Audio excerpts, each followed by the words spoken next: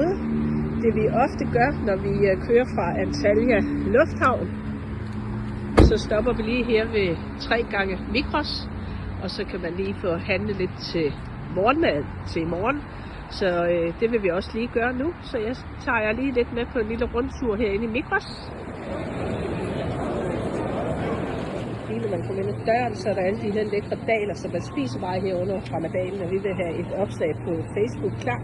Og jeg har valgt en lidt luksusudgave af, de smager rigtig godt. Så det vil jeg hygge mig med, når vi kommer tilbage til vores hus i aften.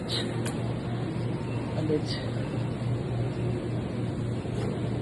peber og tomater. Det er altså bare det, jeg får fyldt op.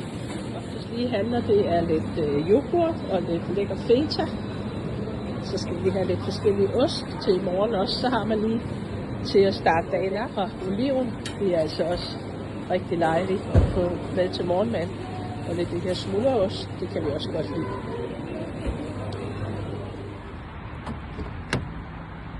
Kaffe. Og så hoster jeg helt vildt, så Anders har fundet en gajol. Og så har vi lige 2 lys på et bord.